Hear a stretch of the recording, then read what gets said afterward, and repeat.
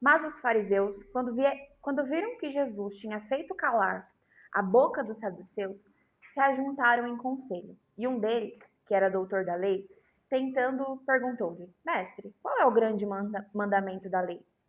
Jesus lhe disse: Amarás o Senhor teu Deus de todo o teu coração, e de toda a tua alma, e de todo o teu entendimento. Este é o maior e primeiro mandamento. E o segundo, semelhante a este, é: Amarás ao teu próximo como a ti mesmo. Estes dois mandamentos contêm toda a lei e os profetas. A lição, então, é o maior mandamento, né? E Jesus diz, então, amar a Deus sobre todas as coisas.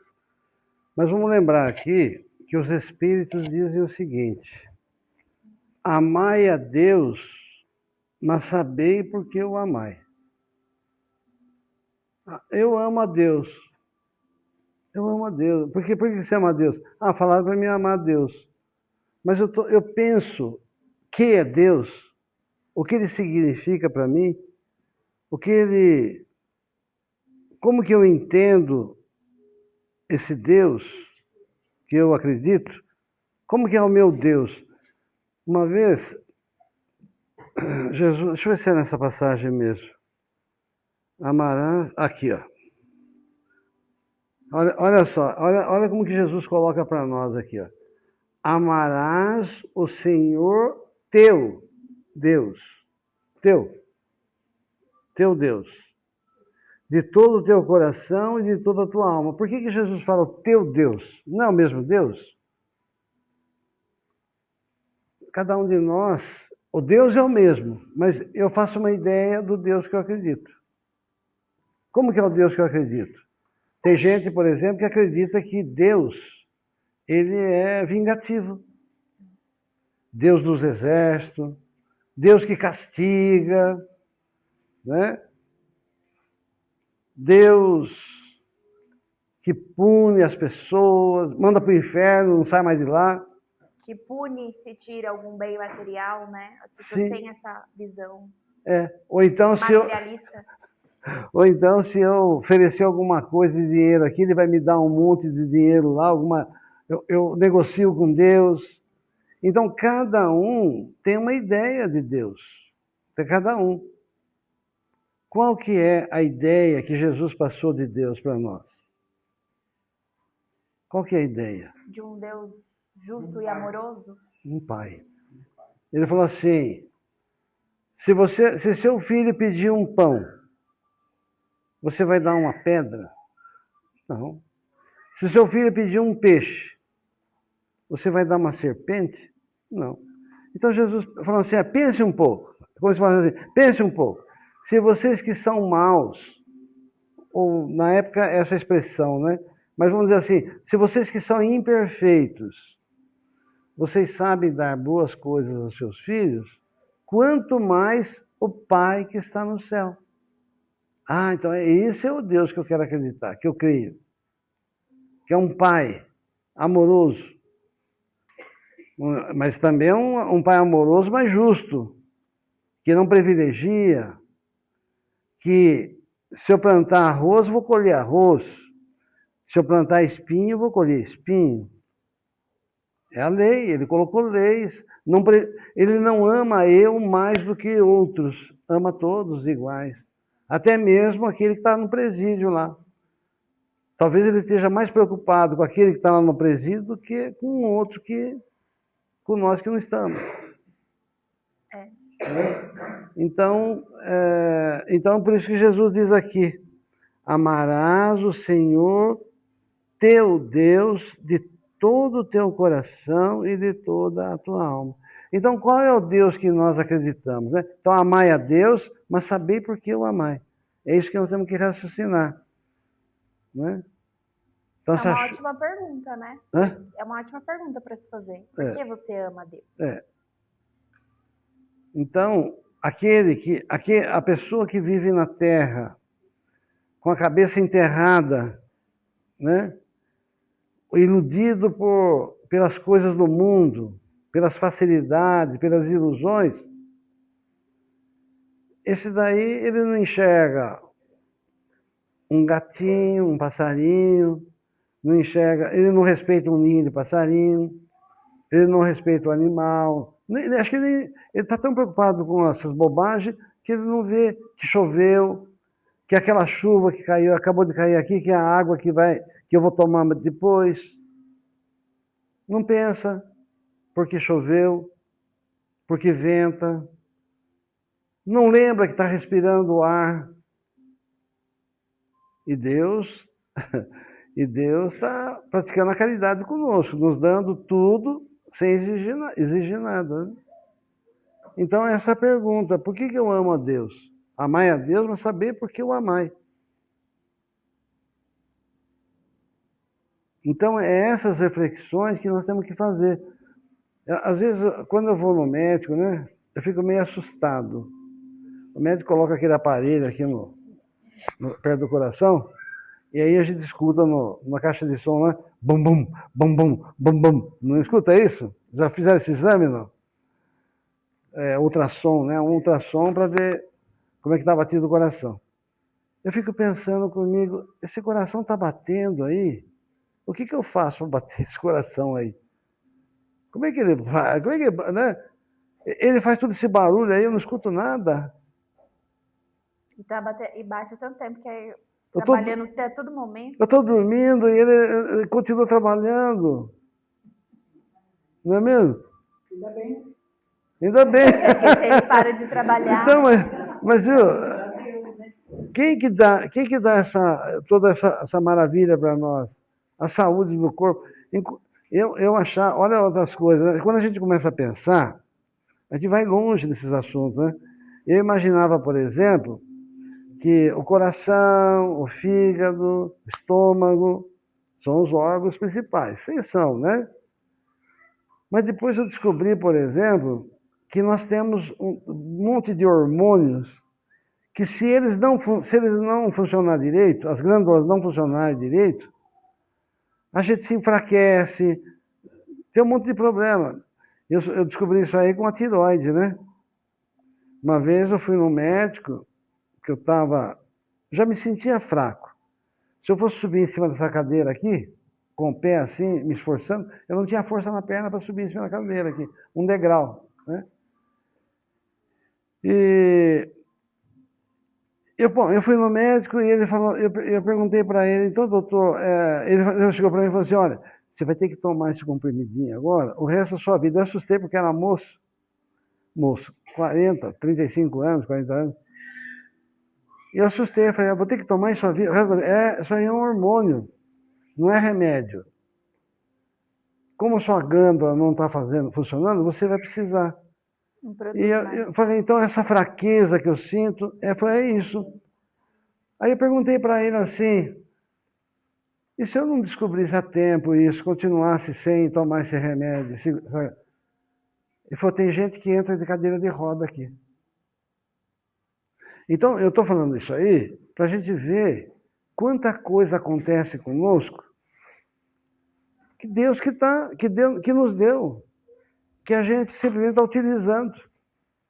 E quantas pessoas malbaratam, abusam do corpo com excesso de comida, excesso de bebida, de droga e etc, etc. Então, como é que nós demonstramos que nós amamos a Deus? Como é que eu demonstro? Ficar falando, eu amo a Deus. É assim que a gente demonstra para Deus que a gente ama Ele? Hã? Oração. Mas mais do que oração. O que é? Eu posso orar, ficar fechado em algum lugar, orando o tempo todo. Mas eu não estou amando a Deus. Eu estou me enganando. Porque, claro que a oração é importantíssima, né? Para as nossas reflexões, a nossa fé. Mas quando é que eu realmente falo, olha, eu amo a Deus, eu estou demonstrando que eu amo a Ele? Quando? Quando que um filho demonstra para o pai e a mãe que ele honra o pai e a mãe? É quando ele fica bajulando o pai e a mãe, como eu amo vocês, sai para a rua, pronta. Dando dor de cabeça. Dando dor de cabeça para a mãe depois. Não, sai para a rua, pronta. Mas eu amo a senhora, mamãe. Por trás, né? A mãe pede alguma coisa e fala, não faço. A mãe acha que é um anjo. Então, exatamente isso aí. Então, com Deus é a mesma coisa. Eu posso até orar, e é importante que a gente faça oração. Mas, quando é que eu demonstro? Quando a gente utiliza esse segundo mandamento aqui, ó. E o segundo é semelhante a esse. Amarás o teu próximo como a ti mesmo. Quando é que um pai e uma mãe fica feliz com dois irmãos? Quando se dão bem, não é isso? Um ajuda o outro. Se não se dão bem, a mãe e o pai sofrem, não é isso? Então, nós perante Deus é a mesma coisa. Não adianta eu falar assim, eu amo o Senhor, Deus, mas só que eu não gosto de fulano, hein? Você acha que Deus vai ficar feliz? Nós podemos até não ter simpatia com certas pessoas, é normal que aconteça isso, né? Mas eu posso me esforçar para fazer uma oração por ela, para superar o problema, compreender que ela é imperfeita, como eu sou imperfeito, que nós temos dificuldades a resolver, que nós vamos vencer esse problema, mas não olhar a pessoa como uma inimiga. Dr. Bezerra de Menezes diz o seguinte, que a distância entre nós e Deus, em essência, é a distância entre nós e o próximo. Vejam a profundidade dessas palavras do Dr. Bezerra, né? A distância entre nós e Deus é a distância, em essência, entre nós e o próximo. Então nós precisamos, né, realmente refletir sobre isso e compreender que nós estamos na Terra como filhos de Deus para nos amar, nesse aprendizado do amor, né? Nesse aprendizado da prática da caridade. Porque, no fundo, a lição seguinte aqui,